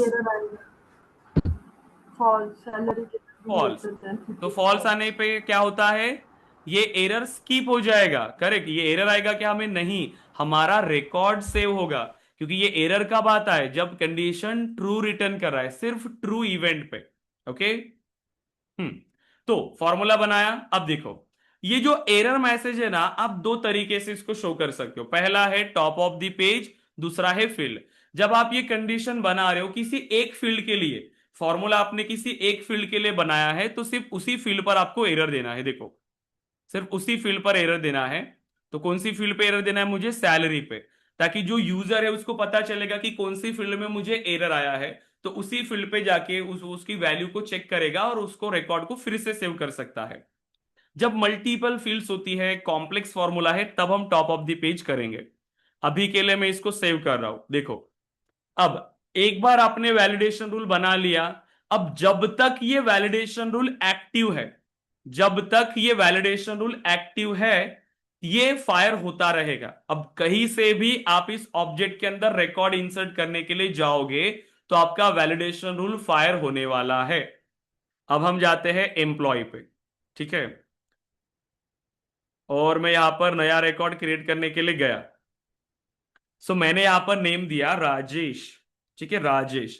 मेरा ऑर्गेनाइजेशन स्टैंडर्ड क्या कहता है, मेरी ऑर्गेनाइजेशन स्टैंडर्ड्स क्या है, मेरे रूल्स क्या है, मैं किसी भी एम्प्लॉय को 50,000 से ज्यादा सैलरी नहीं देना चाहता था, और यहां पर ये रिकॉर्ड क्रिएट करने के लिए ट्राई कर रहे हैं 90,000 वाला। मैं इसको एक्सेप्ट करूंगा क्या, मुझे चाहिए क्या ऐसा रिकॉर्ड, ऐसा डेवलपर मैं हायर करूंगा कि इतना महंगा? नहीं। ठीक है, सो जो भी डिपार्टमेंट है उसको सिलेक्ट कर लेंगे। ओके, अब बताइए, अब मैं जैसे ही सेव करूंगा क्या होगा? हम्म, इतनी बार अभी बताया हमने, एरर थ्रो करेगा। क्या करेगा, एरर आएगा, correct. Validation validation rule activate हो जाएंगे। एक्टिवेट नहीं, वो ऑलरेडी एक्टिवेट है, वो फायर होगा, वो फायर होगा, चेक करेगा कंडीशन, यस कंडीशन ट्रू हो रही है, तो यहां पर हमें एरर आने वाला है। देखो, जैसे सेव करेंगे, अब ये बैकएंड में वर्क होते रहते हैं, जो भी हमने बैकएंड पार्ट इंप्लीमेंट कर रहे हैं, वो बैकएंड में एग्जीक्यूट होते हैं। ठीक है, देखो जैसे सेव किया, अब वो फायर होगा, क्या बोल रहा है, salary can not be greater than 50,000। आपकी सैलरी 50,000 से ज्यादा नहीं हो सकती। क्लियर है यहां तक अभी आप? कब एरर देना था हमें, 50,000 से ज्यादा हुआ तो, और यस वो दे रहा है प्रॉपर। अब उसको हमने ये नहीं बताया है कि कब सेव करना है, राइट? कब सेव करना है वो ऑटोमेटिकली क्या करेगा, जैसी कंडीशन ने फॉल्स रिटर्न किया तो वो सेव करेगा। अब मैं यहां पर अगर जीरो भी प्रोवाइड कर रहा हूं, अब अगर मैं जीरो भी प्रोवाइड कर रहा हूं तब भी ये सेव करेगा, ये और नो, तभी ये सेव करेगा, क्योंकि आपने उसको जितना बताया है वो उतना ही काम करता है, उसके अलावा नहीं। आपने उसको क्या बताया था, सिर्फ कि जब भी कोई ऐसा रिकॉर्ड मेरे पास आएगा जिसमें सैलरी की वैल्यू ग्रेटर देन 50,000 होगी, बस उनको रोकना है, सिंपल। तो यहां पर अगर मैं इसको जीरो भी दूंगा तो भी वो क्या करेगा, सेव कर लेगा रिकॉर्ड को, क्योंकि अभी कंडीशन ने क्या रिटर्न किया, जीरो ग्रेटर देन 50,000। क्या जीरो ग्रेटर देन है 50,000 से, है क्या? No sir. No. So condition ने फॉल्स रिटर्न किया, और कंडीशन ने जैसे ही फॉल्स रिटर्न किया हमारा रिकॉर्ड सेव हो गया। सो हमेशा ध्यान रखिए, वैलिडेशन रूल में आपको सिर्फ इतना बताना है कि मुझे एरर कब देना है, मुझे कौन से रिकॉर्ड को रेस्ट्रिक्ट करना है, बस वो एरर कंडीशन फॉर्मूला यहां पर लिखोगे और आपका फॉर्मूला प्रॉपरली वर्क करेगा। क्लियर है यहां तक? ओके, अब कितने स्टूडेंट्स क्लियर है प्रॉपर? अमित, मयंक, स्नेहल, सोनू, क्लियर है आप सभी? Yes guys? Yes, yes, yes. Okay, अभी मुझे बताइए कि मैं सेम इसी में चेंज करना चाहता हूं। मैं चाहता हूं कि अगर किसी ने सैलरी जो है, मैं किसी भी एम्प्लॉय को 10,000 से ज्यादा सैलरी नहीं देता हूं। सो 10,000 से अगर कम सैलरी है तो मैं एरर देना चाहता हूं, 10,000 से ज्यादा मैं देता हूं सभी को। मैं 10 दे सकता हूं, 20 दे सकता हूं, 50 दे सकता हूं, 60 दे सकता हूं, कितनी भी सैलरी में दे सकता हूं। सिर्फ 10,000 से कम सैलरी में किसी को भी नहीं देता। सो 10,000 से कम अगर है तो मुझे एरर देना है, क्या करेंगे? If salary double underscore C less than 10,000 then error. Okay, simple. Salary क्या करना होगा? Less than 10,000. Correct, less than 10,000। कब एरर देना है हमें? जब सैलरी लेस देन 10,000 हो, बस इतना ध्यान रखना है कि एरर कब देना है। अब मुझे एरर देना था कि सैलरी जब 10,000 से कम है तब एरर देना था, simple.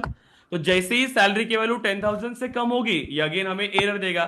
So salary can not be less than करते हैं अभी, ठीक है, लेस देन, या आप कुछ भी अपने हिसाब से कस्टमाइज कर सकते हो, या salary should be greater than 10,000। ऐसा आप एरर जो भी आप चाहते हो आप एरर मैसेज उसको दो, ताकि जो एंड यूजर है उसको पढ़ के समझ पाए और उस रिकॉर्ड में चेंजेस करे। अभी अगर मैं कोई रिकॉर्ड क्रिएट कर रहा हूं, सो एम्प्लॉयज, अब मैं नया रिकॉर्ड क्रिएट कर रहा हूं, ओके, ये अपडेट के लिए भी वर्क करेगा, ठीक है। तो बार बार रिकॉर्ड क्रिएट करने से अच्छा है कि मैं एग्जिस्टिंग रिकॉर्ड में चेंज करता हूं, ठीक है। तो जैसे मैं यहां पर एडिट पे आया, क्योंकि हमारे पास स्टोरेज लिमिटेड है तो हम बहुत सारे रिकॉर्ड यहां पर क्रिएट नहीं करेंगे टेस्टिंग के लिए, राइट। तो अभी मैंने सैलरी दिया 9,000, क्या होगा? सर एक मिनट सर, जो एग्जिस्टिंग रिकॉर्ड्स हैं उनका क्या होगा जब हमारा वो वैलिडेशन गए, रूल वो गए। अब उसमें अगर गार्ड ही नहीं था, जब गार्ड ही नहीं था तो स्टूडेंट तो जाएंगे ना अंदर। अब वो चले गए, अब उसको निकाल तो नहीं सकते आप लोग, वो चले गए कैंपस में। वैसे ही सेम, जो रिकॉर्ड पहले से आपने इंसर्ट कर लिया वो कर लिया, लेकिन जब वो बाहर आ गए, अब वो जब एडिट कर रहे हैं, मतलब वो बाहर है, वो फिर से सेव होने के लिए जा रहे हैं, तब वो रोकेगा, ठीक है, तब वो रोकेगा। लेकिन जो ऑलरेडी थे डेटाबेस के अंदर वो तो सेव हो गए, लेकिन जब आप उन रिकॉर्ड्स को एडिट करने के लिए लाओगे फिर से, आपने कुछ भी चेंज किया तो आपके वैलिडेशन रूल्स फायर होंगे। क्लियर है? क्लियर है क्या? Yes sir. ओके, जैसे Yes. अभी मेरे पास ये जो कुछ वो एग्जिस्टिंग अपडेट ही रिकॉर्ड्स, हो रहा है ना, क्या एडिट कर रहे हैं मतलब वो अपडेट हो रहा है ना, यस, उस पे एडिट ओवरराइड हो मतलब रहा है ना, रिकॉर्ड को हम अपडेट कर रहे हैं। अब जैसे ये अपडेट कल्याणी कर एक रहे हैं। रिकॉर्ड है, बिना वैलिडेशन रूल के हमने इन रिकॉर्ड्स को इंसर्ट किया, ठीक है। ये रिकॉर्ड ऑलरेडी इंसर्ट था, इसमें 35,000 सैलरी है, ठीक है। अभी के लिए मेरा वैलिडेशन क्या था, ठीक है, मैं जीरो वाला रिकॉर्ड या कोई भी लेता हूं, हमने शायद सभी में इतनी ही सैलरी दिया होगा, ठीक है, सभी में ज्यादा ही सैलरी है। अब ये रिकॉर्ड पर कोई अफेक्ट नहीं करेगा। कब अफेक्ट करेगा? जब मैं इन रिकॉर्ड्स में कोई चेंजेस करूंगा तभी। अगर मैं अभी यहां पर कोई सैलरी दे रहा हूं 9,000 तभी ये एरर देगा, अदरवाइज नहीं, ठीक है। तो जब भी मैं सेव करने जाऊंगा तब ये वैलिडेशन को फिर से चेक करेगा, जब मैं सेव कर रहा हूं। लेकिन जो डेटाबेस में थे वो तो सेव रहेंगे आपके पास, वो रिकॉर्ड डिलीट नहीं होने वाले या उस पर कुछ अफेक्ट नहीं होने वाला। लेकिन जब आप उसको सेव करने के लिए फिर से आपको यहां पर एडिट करोगे तब आपके ये वैलिडेशन रूल फायर होंगे, ठीक है। तो ये इस तरीके से वर्क कर रहा है। तो जो भी मैं एक्स्ट्रा वैल्यू अगर उसको दूंगा तो वो प्रॉपरली उसको चेक करेगा, फिर से, करेक्ट। जैसे आईडी कार्ड आपके कॉलेज में आपके पास था, ठीक है, ये रिकॉर्ड ऑलरेडी इंसर्ट था, इसमें 35,000 सैलरी है, ठीक है। अभी के लिए मेरा वैलिडेशन क्या था, ठीक है, मैं जीरो वाला रिकॉर्ड या कोई भी लेता हूं, हमने शायद सभी में इतनी ही सैलरी दिया होगा, ठीक है। तो जब भी मैं एक्स्ट्रा वैल्यू अगर उसको दूंगा तो वो प्रॉपरली उसको चेक करेगा, फिर से, करेक्ट। जैसे आईडी कार्ड आपके कॉलेज में आपके पास था, लेकिन अगर गार्ड नहीं है, आप अंदर चले गए विदाउट आईडी कार्ड, लेकिन जब आप फिर से बाहर जाओगे, आप बाहर गए और फिर से एंटर होने के लिए आए, अब गार्ड है वहां पर खड़ा, अब वो फिर से आईडी कार्ड को चेक करेगा। तो एवरी टाइम जब भी आप इन रिकॉर्ड्स को अपडेट कर रहे हो, आपके वैलिडेशन रूल्स फायर होंगे, और हर बार वो डेटा को चेक करेंगे कि ये डेटा प्रॉपर है या नहीं है। हर बार जब भी आप नया रिकॉर्ड इंसर्ट कर रहे हो, या जब भी आप एग्जिस्टिंग रिकॉर्ड को अपडेट करने के लिए आएंगे, तब भी आपके वैलिडेशन रूल्स फायर होते हैं। क्लियर है क्या अभी यहां तक? Amit, Mayank, Snehal, Sonu, yes guys? Yes yes? हर हर हर फील्ड के लिए वैलिडेशन रूल अलग होगा? क्यों नहीं? हर या फील्ड के लिए कैसे अलग नहीं जैसे होगा?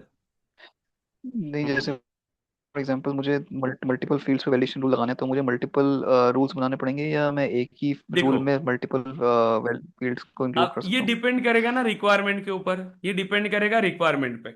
अब देखो, अगर एक ही रिक्वायरमेंट है, क्योंकि फॉर्मूला जो है वो एक ही हो सकता है, वो बहुत बड़ा फॉर्मूला भी हो सकता है, लेकिन एट द एंड जो इसका रिजल्ट है वो तो एक ही हो सकता है ना। एट द एंड इसका जो रिजल्ट है वो एक ही होगा। ये जो वैलिडेशन आपने बनाया, ये जो फॉर्मूला आपने बनाया, ठीक है, इसका रिजल्ट एक ही नहीं, होगा। जैसे फॉर अब एग्जांपल मुझे नहीं नहीं, रुको रुको, आपने आपने जैसे फॉर एग्जांपल डेवलपर्स के लिए लाना है रूल। अच्छा।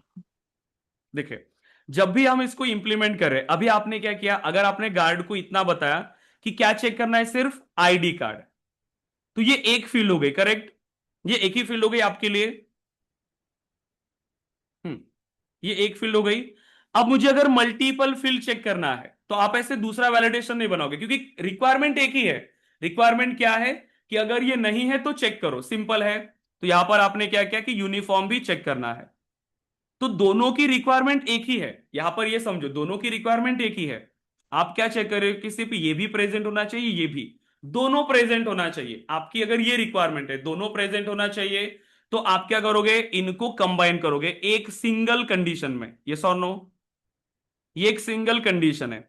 लेकिन अगर आपकी रिक्वायरमेंट इस तरीके की है कि आप यहां पर क्या चेक कर रहे हो कि सैलरी, आप सैलरी ग्रेटर देन 50,000, आपके पास, आप ये वैलिडेशन है, और दूसरा कोई वैलिडेशन है आपके पास कि जैसे कि क्वालिफिकेशन है, ठीक है, सो क्वालिफिकेशन या डेट ऑफ बर्थ है,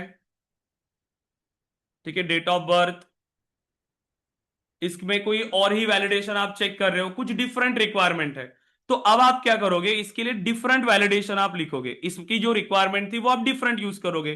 तो आपको दो वैलिडेशन रूल बनाने पड़ेंगे, दो वैलिडेशन।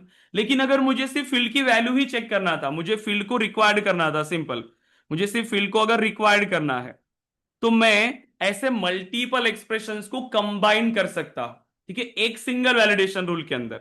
कैसे कंबाइन कर सकते हो? ये ऑपरेटर्स का यूज करके। ये ऑपरेटर्स होते हैं लॉजिकल ऑपरेटर्स, ठीक है, सो लॉजिकल ऑपरेटर्स। तो अगर रिक्वायरमेंट एक है, ठीक है, तो आप क्या करोगे, यहां पर सिंपल ये वैलिडेशन का यूज करोगे, इन ऑपरेटर्स का यूज कर सकते हैं। लेकिन अगर वो टोटली डिफरेंट रिक्वायरमेंट है, टोटली डिफरेंट है, इसमें यहां पर कंडीशन ही रिक्वायरमेंट डिफरेंट थी, इस कंडीशन में रिक्वायरमेंट डिफरेंट थी, तो दो वैलिडेशन रूल हो गई। लेकिन एक ही रिक्वायरमेंट है तो आप एक के अंदर ही बना सकते हो। जैसे मुझे सिर्फ फील्ड रिक्वायर्ड करना था, ठीक है, फील्ड रिक्वायर्ड करना था। अब फील्ड रिक्वायर्ड करने के लिए हम क्या करते हैं, हमारे पास एक फंक्शन है, सो इज ब्लैंक, और जैसे फोन नंबर, तो ये क्या करेगा, जब अगर फोन नंबर ब्लैंक है तो हमें ट्रू रिटर्न करेगा और हमें एरर देगा। तो ये एक बनाया। फिर मैंने आपको बोला कि मुझे लास्ट नेम को भी रिक्वायर्ड करना है, मैंने आपको कहा कि नहीं, मुझे लास्ट नेम को भी रिक्वायर्ड करना है, क्या करोगे, अब उसके लिए दूसरा वैलिडेशन रूल लिखोगे क्या? हम्म, अब इसके लिए दूसरा वैलिडेशन रूल आप लिखोगे क्या? नहीं, क्योंकि हर एक लिमिटेड होता है, यहां पर जितने आप वैलिडेशन बना सकते हो वो भी लिमिटेड है। तो अब यहां पर रिक्वायरमेंट एक ही है, रिक्वायरमेंट क्या है, फील्ड रिक्वायर्ड करना, यस और नो? रिक्वायरमेंट एक ही ना, फील्ड को रिक्वायर्ड करना है। सो अब आप यहां पर क्या करोगे, इसी वैलिडेशन के अंदर आपको लास्ट नेम को भी चेक करना है। अब कैसे होगा, इज ब्लैंक, अब यहां पर ध्यान दो, लास्ट नेम। लेकिन अब कंडीशन क्या हो गई इतनी, इसमें दो कंडीशन हो गई, इसका एक रिजल्ट है, इसका एक रिजल्ट है, यस और नो? दो रिजल्ट आएंगे ना? इसके कितने रिजल्ट आएंगे? तो 2। और लगेगा, हाँ नहीं, वो और आपको लगेगा फिर डिसाइड या करना एंड? है। देखो, मेरी अगर रिक्वायरमेंट है, आपने कहा कि मुझे अगर 50,000 से ज्यादा अगर सैलरी देना था तो मुझे ऐसे इंप्लीमेंट करना था, सैलरी ग्रेटर देन 50,000, ठीक है। मैंने यहां पर आपको कहा कि जब मुझे सैलरी लेस देन 20,000 चाहिए था तो आपने ऐसे लिखा, सैलरी लेस देन 20,000। अब मैंने अगर आपको ऐसे रिक्वायरमेंट दिया कि मेरी जो सैलरी है तो वो 20,000 से लेके 50,000 के बीच में होनी चाहिए, 20,000 से लेकर 50,000 के बीच में होनी चाहिए, ना 20,000 से कम। तो 20,000 से कम है तो एरर, 50,000 से ग्रेटर है तो भी एरर। तो आपको फॉर्मूला के अंदर ये अच्छा दोनों फिर वैल्यू को फिर चेक करना पड़ेगा। हाँ तो और लगाएंगे हम फिर, if salary is less than 20,000 और सैलरी इज ग्रेटर देन 50,000। देखो, हाँ वो आपको समझना होगा रिक्वायरमेंट पे, क्योंकि दोनों का वर्किंग अलग है। एंड ऑपरेटर और ऑपरेटर मेरा मेरा अलग अलग वर्क करते हैं। इस केस में आप अच्छा और एक सिनेरियो है लगाओगे। जैसे for example, hmm. Okay sir, हाँ बोलिए ना, कौन सा सिनेरियो? एक एक सिनेरियो है जैसे मैं डेवलपर्स हायर कर रहा हूँ, तो मैं एम्प्लॉय टाइप भी चेक कर रहा हूँ कि एम्प्लॉय टाइप क्या है। डेवलपर है तो सैलरी उसको मैं 50,000 से ज्यादा नहीं देना चाहता, हाँ, यस यस। तो तो ऐसे वो करेंगे एक ही इस कंडीशन हो सैलरी, गई, वो एक ही तो कंडीशन वो हो एक गई, ही तो रूल वो बनेगा। सेम। यस, वो एक ही में बनेगा, क्योंकि आप क्या कर रहे हो, डिपेंडेंट फील्ड ऐड कर रहे हो। कि अगर आपका जो क्या होता है कि जॉब रोल के बेस पे या एम्प्लॉय टाइप के बेस पे, सो एम्प्लॉय टाइप, क्योंकि ये भी तो हो सकता है ना कि एम्प्लॉय टाइप अगर क्या है, जूनियर है, तो इनकी सैलरी के लिए आपने रेंज प्रोवाइड किया कि एम्प्लॉय टाइप अगर जूनियर है तो उसको आप कितना देना चाहते हो, 30,000 तक, ठीक है। उससे ज्यादा नहीं देना चाहते तो आप ये चेक कर सकते हो। तो आपको दो वैल्यू को एंड चेक करना एंड पड़ेगा। लगेगा, रुको, तो इस अब सिनेरियो में वो एंड आपको लगाएंगे समझना हम। है। पहले आप ये कंडीशन ऐड करोगे, ये कंडीशन चेक करोगे, एम्प्लॉय टाइप, ठीक है। पहले आपको ये चेक करना पड़ेगा एम्प्लॉय टाइप क्या है। दूसरा आपको चेक करना पड़ेगा कि सैलरी क्या है, करेक्ट। तो यहां पर हो क्या रहा है, आप मल्टीपल एक्सप्रेशंस को चेक कर रहे हो। क्या चेक कर रहे हो? मल्टीपल एक्सप्रेशंस को आप चेक कर रहे हो। अब आप डायरेक्टली तो नहीं लिख सकते, क्योंकि जब दो कंडीशन लिख रहे हो, इसकी डिफरेंट वैल्यू है, इसकी डिफरेंट वैल्यू है, बट एट द एंड हमें रिजल्ट तो एक ही चाहिए, ट्रू और फॉल्स। रिजल्ट हमें एक ही चाहिए। तो हमारी रिक्वायरमेंट है कि हमें इन दोनों को कंबाइन करना पड़ेगा और एक फाइनल रिजल्ट हमारे पास होना चाहिए, एक फाइनल रिजल्ट। तो उसके लिए हमारे पास ऑपरेटर यूज होते हैं, लॉजिकल ऑपरेटर्स, लॉजिकल ऑपरेटर्स।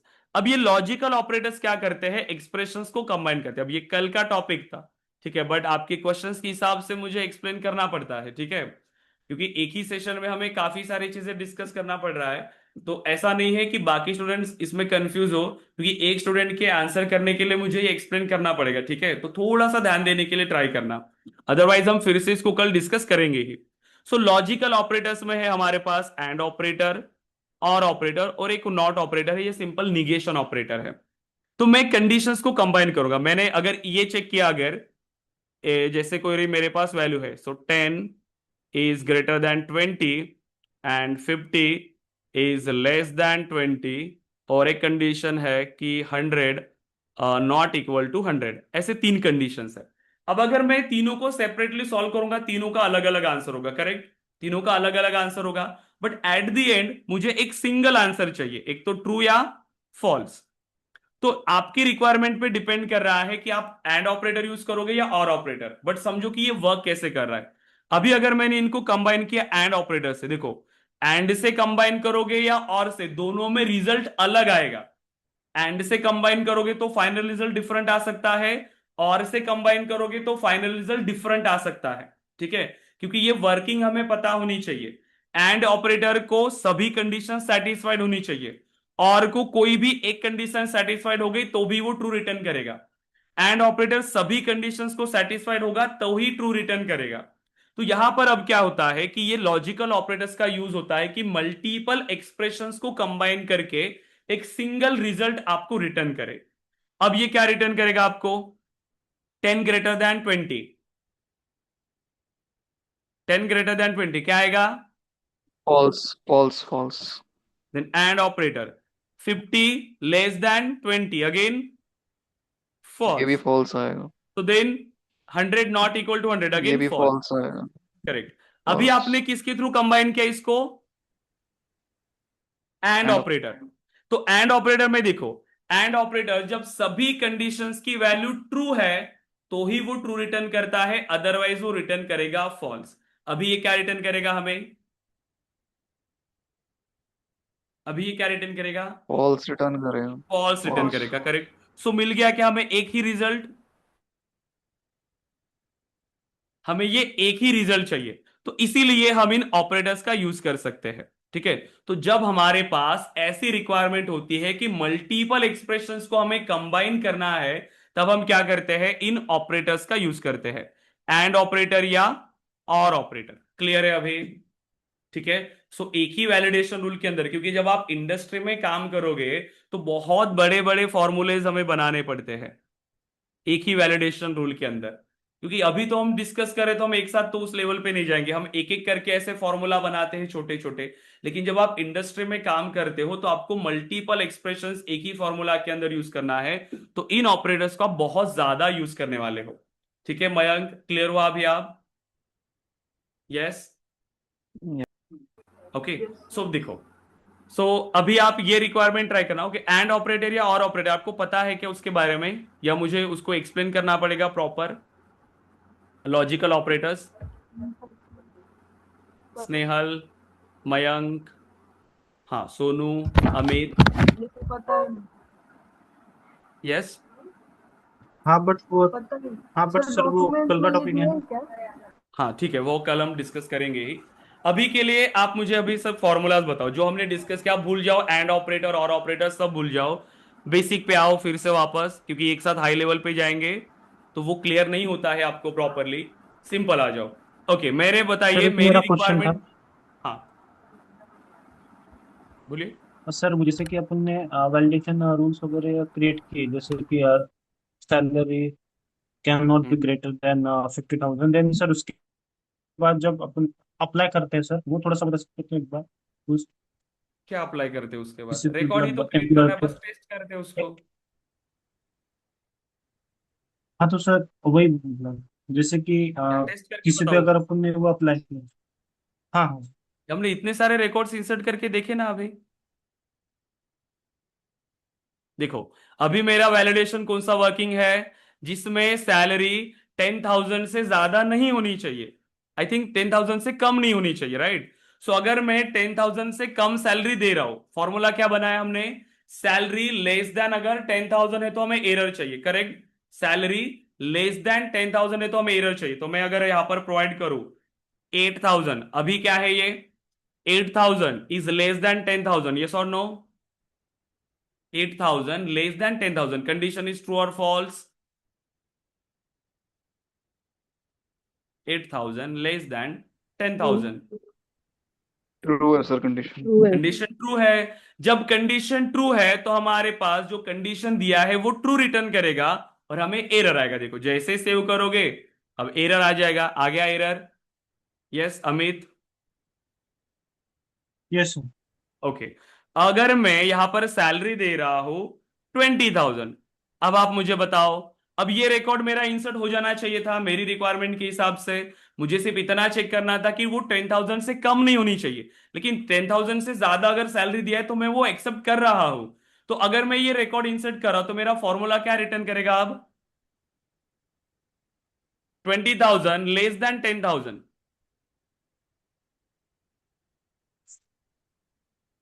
अभी क्या आएगा? देखो हमेशा इसीलिए यहां पर मत आओ डायरेक्टली, ये तो आपको टेस्ट करना ही है, ब्लाइंडली टेस्ट मत करो। पहले पेन और पेपर पे आपका फॉर्मूला बनाओ और फिर सोचो कि वो ट्रू रिटर्न कर रहा है या फॉल्स रिटर्न कर रहा है। अभी सिंपल, अभी यहां से आपको नहीं पता चल रहा, आप इमेजिन नहीं करो, आपके माइंड में वो फॉर्मूला इमेजिन करो। फॉर्मूला क्या है अभी आपका, सैलरी लेस देन 10,000। अब सैलरी की वैल्यू कितनी है आपकी, 20,000 लेस देन 10,000। अब वो क्या रिटर्न करेगा हमें, 10,000 जो है वो लेस देन 10,000 है क्या, नहीं है, तो कंडीशन क्या रिटर्न करेगा, फॉल्स, और ये हमारा रिकॉर्ड हो जाएगा सेव। फॉल्स। करेक्ट? तो ऐसे जब भी आप इंप्लीमेंट कर रहे हो पहले फॉर्मूला पेन और पेपर पे बनाओ, मल्टीपल इनपुट्स दो, अपने हिसाब से इनपुट्स दो, यूआई पर जाने की जरूरत नहीं है आपको।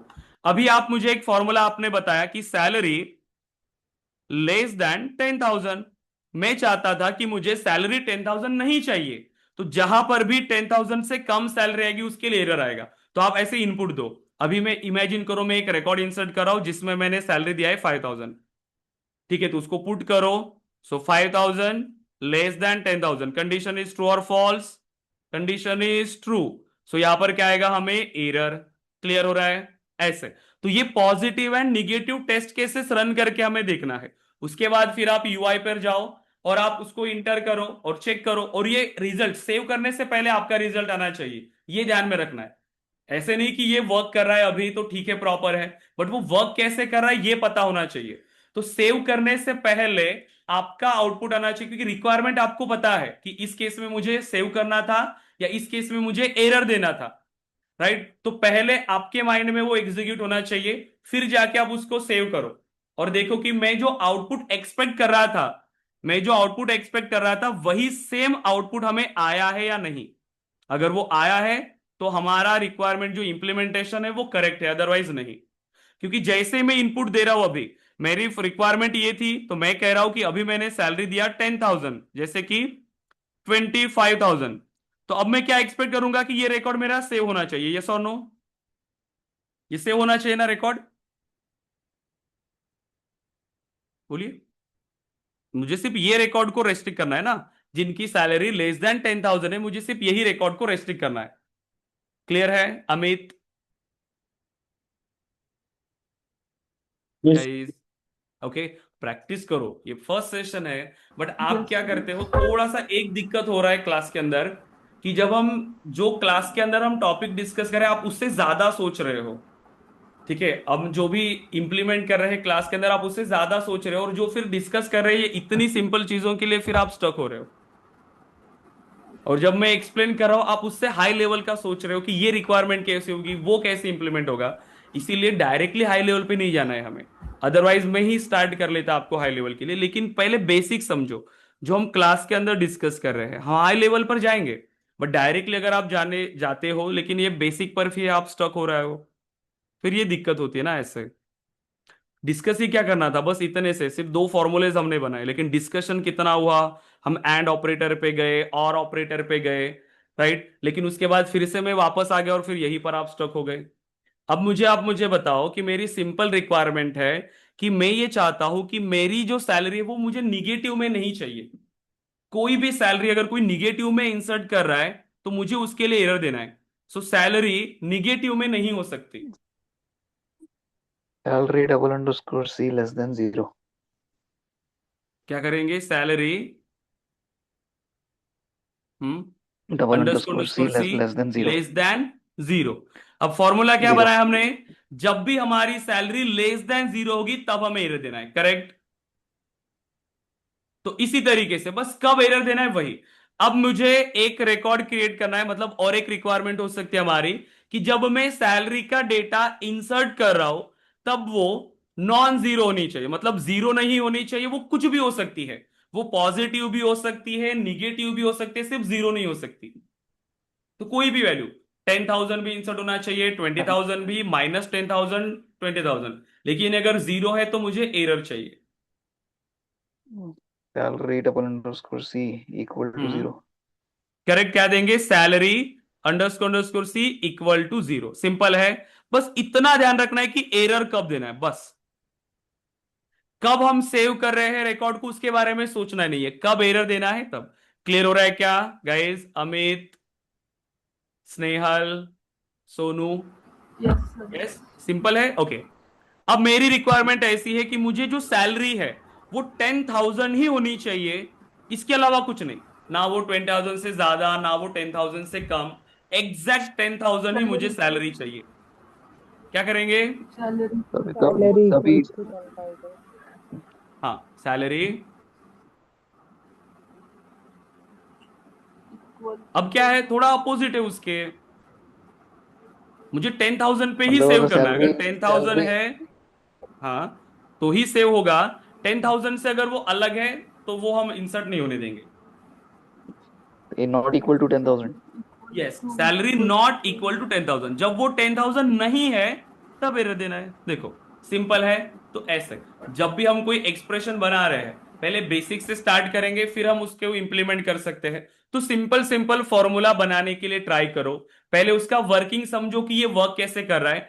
खुद से इनपुट दो, अभी यहां पर खुद से आप इनपुट दो कि मैं अगर इस तरीके से इनपुट दूंगा तो क्या होगा, क्योंकि रिक्वायरमेंट आपको पता है, मुझे इस केस में सिर्फ 10,000 ही चाहिए था। तो जब मैं 10,000 इंसर्ट करूंगा तभी वो रिकॉर्ड इंसर्ट होना चाहिए। सो सैलरी की वैल्यू 10,000 नॉट इक्वल टू 10,000। अब मैंने कहा कि 10,000 नॉट इक्वल टू 10,000 है, तो क्या रिटर्न करेगा?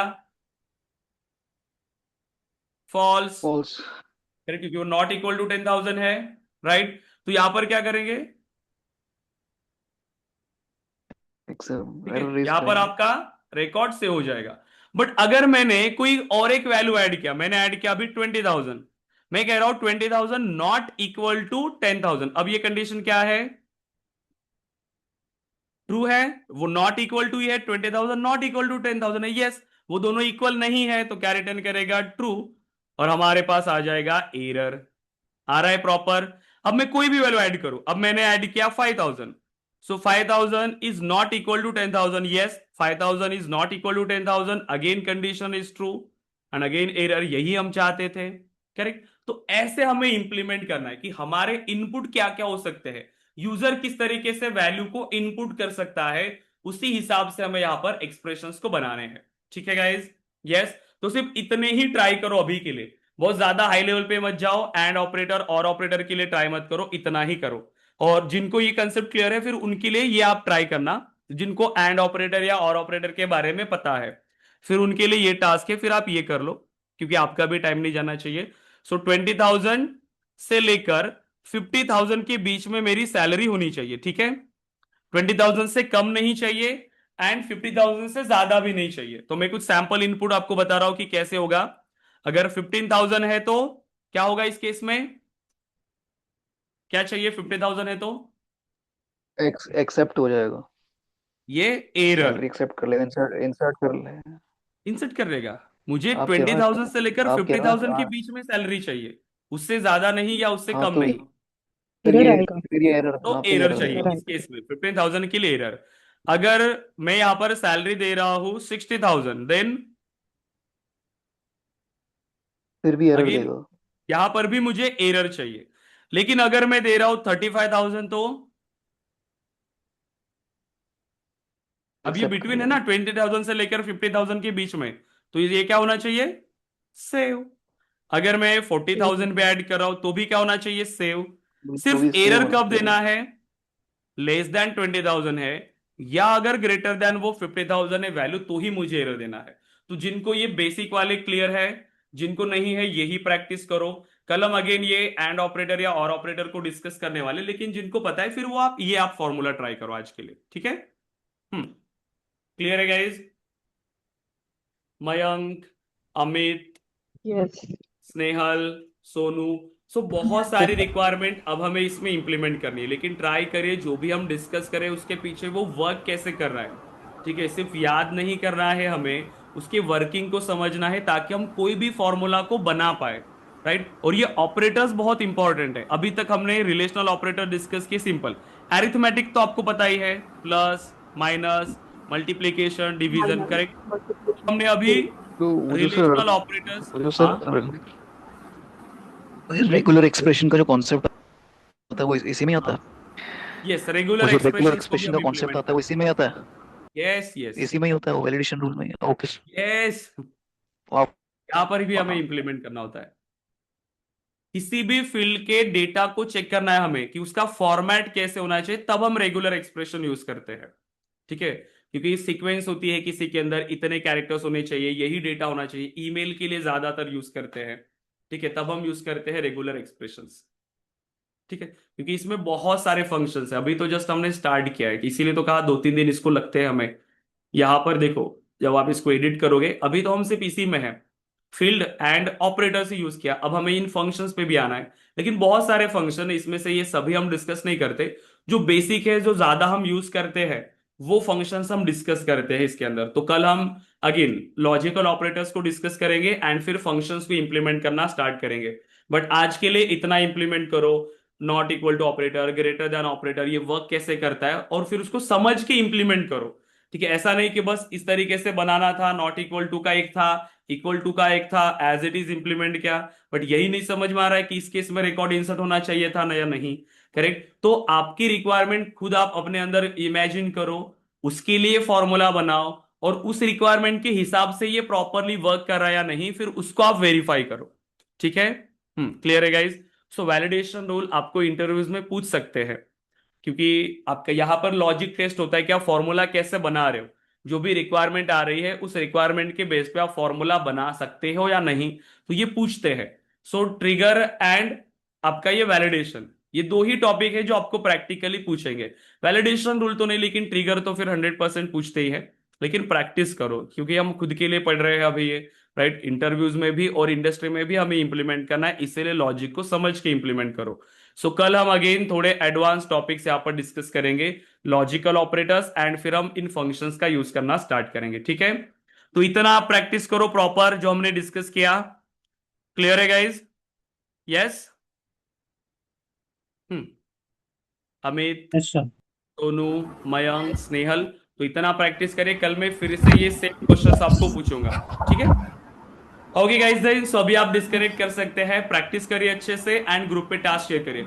कल सिर्फ गायत्री का टास्क मुझे ग्रुप पे मिला, बाकी किसी भी स्टूडेंट ने ग्रुप पे डेटा मॉडल डिजाइन शेयर नहीं किया। अमित बताओ कहां तक हुआ है आपका प्रिपरेशन? मयंक, स्नेहल, अब मैं कैसे मान लूं कि आपने इंप्लीमेंट किया है? ठीक है, आज शेयर करिए या फिर कल क्लास के अंदर अपने ऑर्ग को ओपन करिएगा। ठीक है, वहां पर मैं चेक करूंगा कि आपने वो इंप्लीमेंट किया है या नहीं, क्योंकि देखो हम बहुत आगे आ चुके हैं, अभी डेटा मॉडल कंप्लीट हो चुका है हमारा, बट अभी तक अगर आपने प्रिपरेशन स्टार्ट नहीं किया तो बहुत पीछे रह जाओगे। ठीक है, विदाउट प्रैक्टिस कुछ नहीं आएगा। सिर्फ थ्योरी याद करके इंटरव्यूज क्लियर करना नहीं है आपको, आपको इंटरव्यू में जाने के बाद उस पर काम भी करना है, तो प्लीज प्रैक्टिस करो, इंप्लीमेंटेशन बहुत जरूरी है। क्लियर है गाइज? आज शेयर करेंगे सभी, अमित, मयंक, स्नेहल। Yes sir.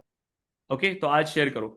ठीक है गाइस, तो कल मिलते हैं एंड कल हम डिस्कस करेंगे अनदर टॉपिक के बारे में। ओके, आप लोग डिस्कनेक्ट कर सकते हैं गाइस। सोनू आप वेट कर लेना, ठीक है? बाकी स्टूडेंट्स आप डिस्कनेक्ट कर सकते हैं गाइस। हाँ और सर मैंने तो रिक्वेस्ट मतलब रेज किया एक बार। हाँ, वो हो गया आपका, यस कर दिया है हमने, वो चेक कर लो आप।